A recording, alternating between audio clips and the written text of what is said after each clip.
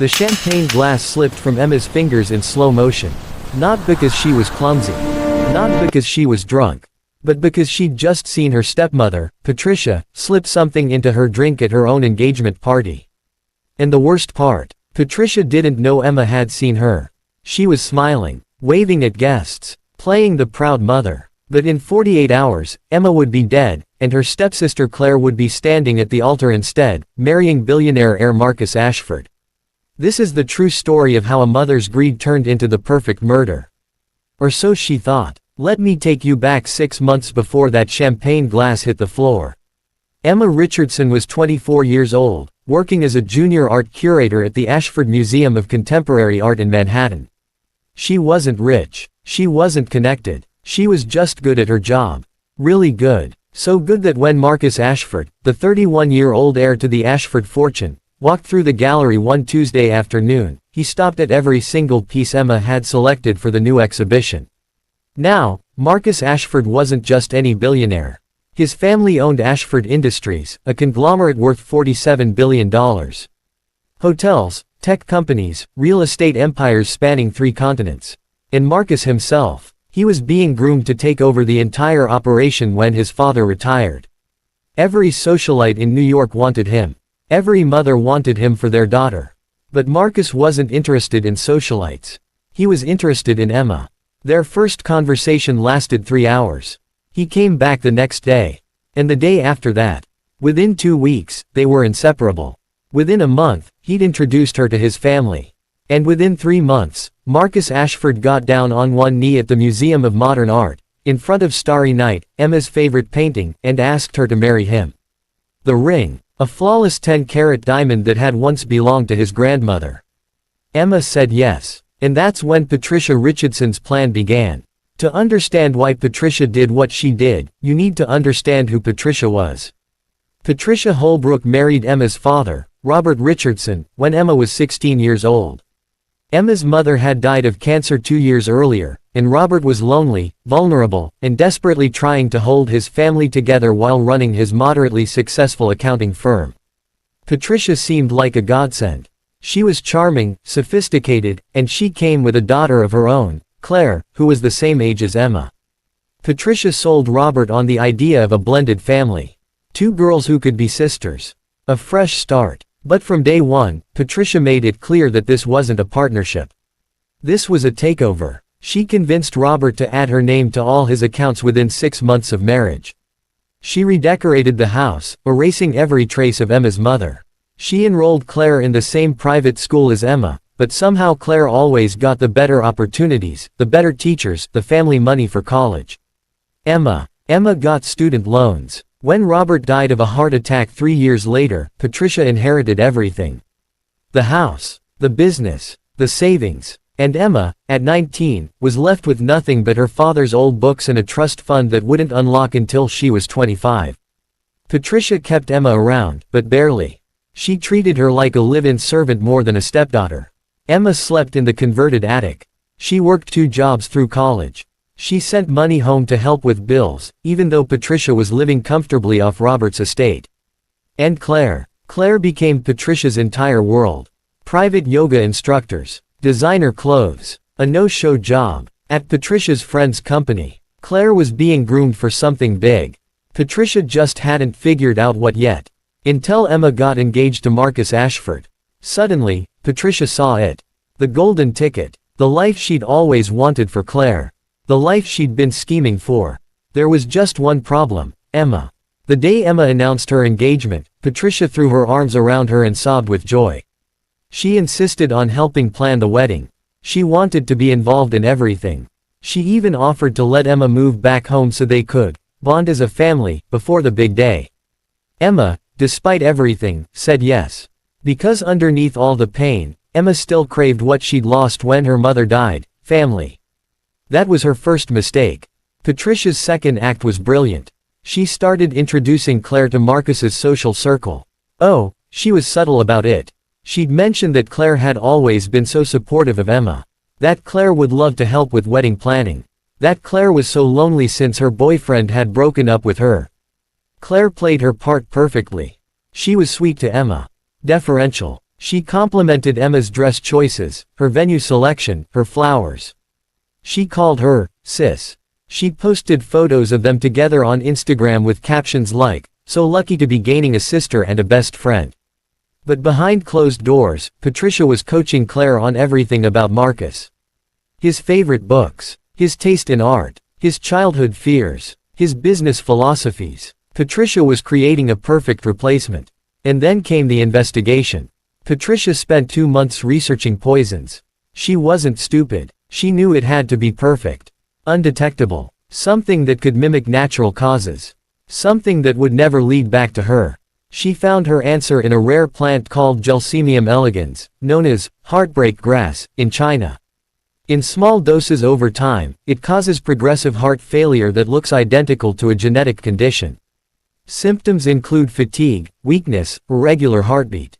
By the time doctors figure out something's wrong, the poison has metabolized, leaving almost no trace. Patricia ordered the powder from an underground supplier in Southeast Asia, using cryptocurrency and a fake shipping address.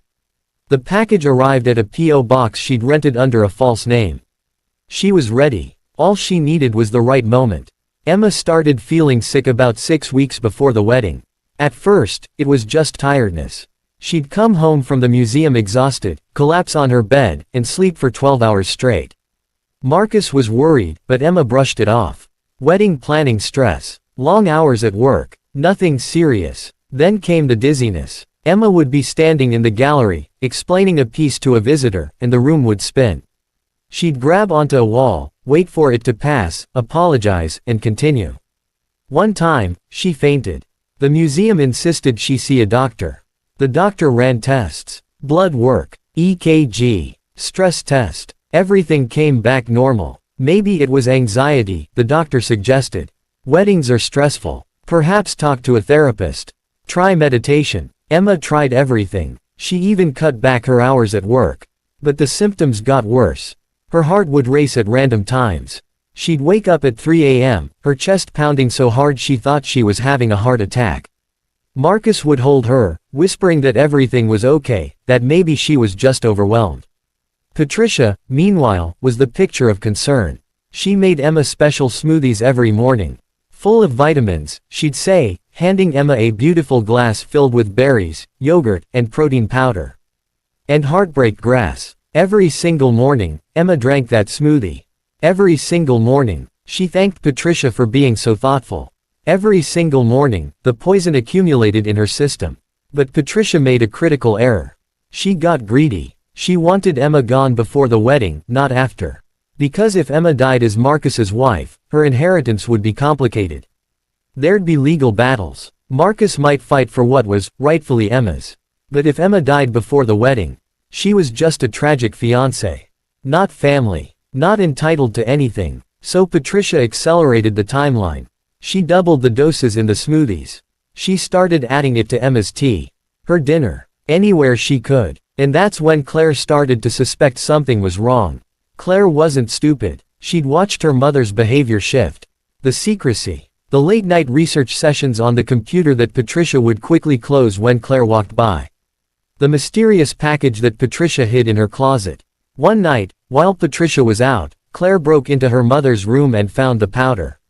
She Googled it. Her blood ran cold. Claire had spent her whole life doing whatever Patricia wanted.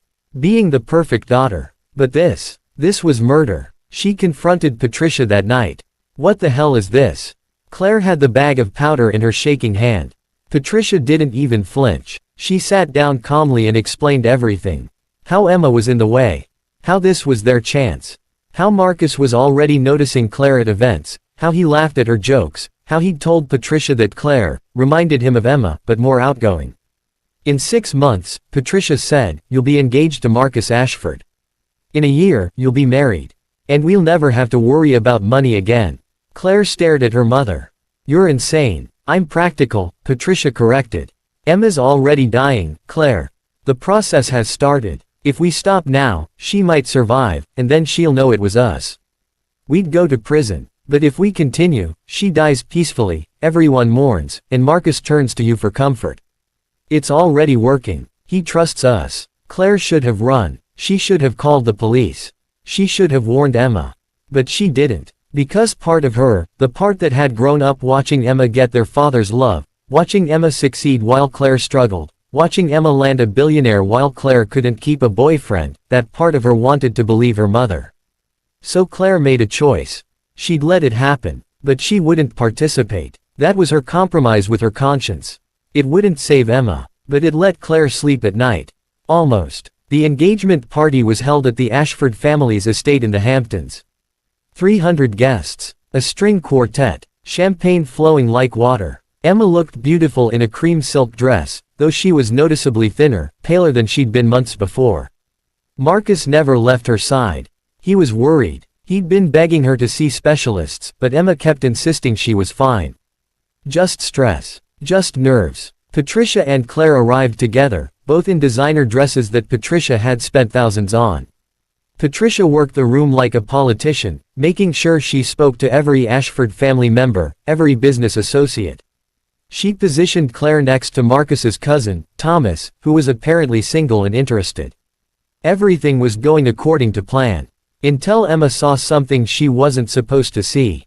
She'd gone to the outdoor bar to get water, feeling another wave of dizziness coming on. The bartender handed her a glass, and Emma turned to walk back to Marcus. That's when she saw Patricia across the patio, holding Emma's champagne glass. Patricia looked around quickly, then pulled something from her clutch. A small vial. She opened it, poured a few drops into the champagne, swirled it, and set it back down on the tray.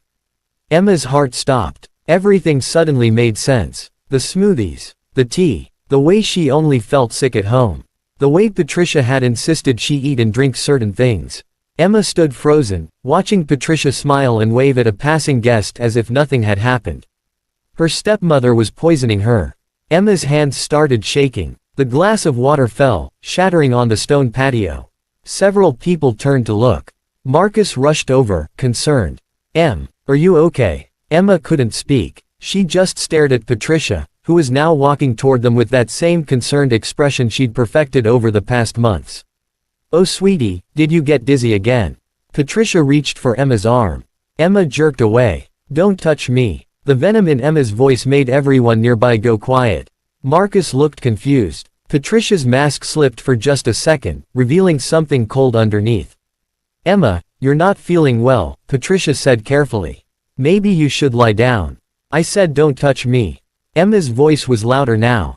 People were definitely staring. Marcus tried to intervene. Emma, what's wrong? Emma looked at him, then at Patricia, then at the champagne glass still sitting on the tray. She wanted to scream the truth. But she had no proof. Just what she'd seen. And Patricia was already looking at her with that expression, the one that said, who do you think they'll believe? The loving stepmother or the sick, stressed bride having a breakdown at her own party?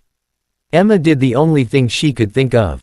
She ran. She ran through the estate, through the gardens, until she found herself at the edge of the property, overlooking the ocean. She collapsed onto a bench, her heart racing, her mind spiraling. She was going to die. Her stepmother was going to kill her, and no one would ever know.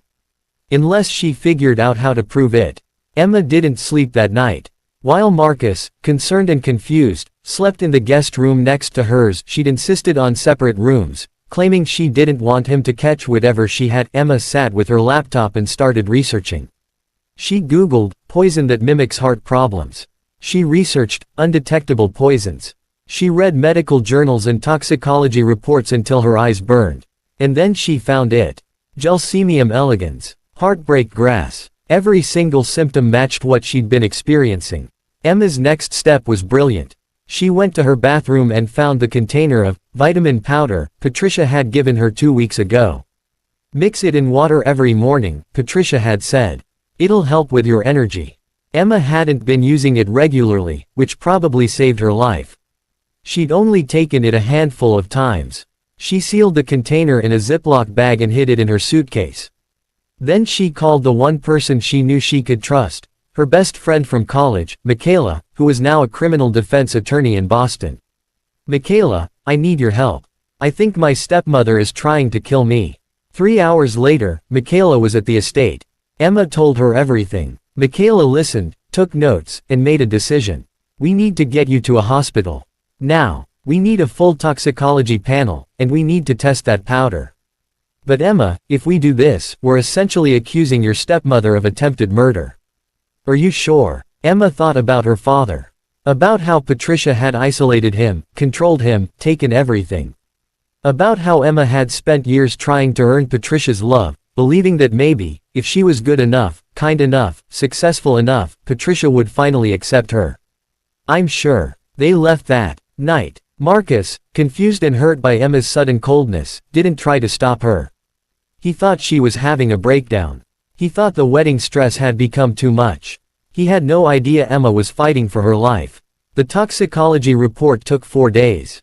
Emma spent those days in a private hospital room in Manhattan, under an assumed name, with Michaela refusing to let anyone know where she was. Not even Marcus. Michaela had explained, if Patricia knew Emma was onto her, she might run. Or worse, she might try to finish what she'd started. Marcus called Emma 63 times. She didn't answer. He showed up at her apartment. She wasn't there. He called Patricia, frantic, asking if she knew where Emma was. Patricia played her role perfectly. She was devastated, worried. She organized search parties. She posted on social media asking if anyone had seen Emma. She even called the police to file a missing persons report. Claire, meanwhile, was falling apart. The guilt was eating her alive. She'd lie awake at night, imagining Emma's body being found somewhere. Wondering if she could have stopped this. Wondering if she was going to hell. On day 4, the results came back. Positive for gelsamine. High levels. Enough to confirm chronic poisoning over an extended period. Emma cried. Not just because she'd been right, but because it was real. Her stepmother had actually tried to kill her. The woman who'd slept in her father's bed, who'd eaten dinner at their family table, who'd promised to take care of Emma after Robert died. That woman had been slowly murdering her. Michaela called the police immediately. She presented the evidence, the toxicology report, the powder Patricia had given Emma, Emma's testimony about the engagement party. NYPD detectives opened an investigation that afternoon. They started with Patricia's financial records. They found the cryptocurrency transactions. They found the P.O. box. They found Patricia's search history on her home computer. She'd been sloppy, not using incognito mode. They found everything. 2 days later, Detective Sarah Chen knocked on Patricia's door with an arrest warrant. Patricia answered in her silk robe, coffee in hand, looking like she'd just woken up. When Detective Chen told her she was under arrest for attempted murder, Patricia actually laughed. That's ridiculous. Emma's like a daughter to me. Then why did we find Gelsemium elegans in your closet, Ms. Richardson? Why did you search, undetectable poison, 47 times on your computer? Why did you wire $10,000 in Bitcoin to a chemical supplier in Thailand? Patricia's face went white. I want my lawyer. They arrested her right there. Handcuffed her in front of her neighbors. Put her in the back of a police car while someone filmed it on their phone and uploaded it to TikTok. Within 3 hours, it was national news. Socialite stepmother arrested for trying to poison stepdaughter to marry billionaire. The story went viral. Everyone had an opinion. Patricia's mugshot was everywhere. Claire's social media was flooded with comments calling her complicit. And Emma. Emma finally called Marcus. Where are you? His voice was rough, exhausted. Emma, please. I've been going insane. I'm at Mount Sinai Hospital. Room 847. And Marcus, I need to tell you everything. Patricia Richardson was denied bail.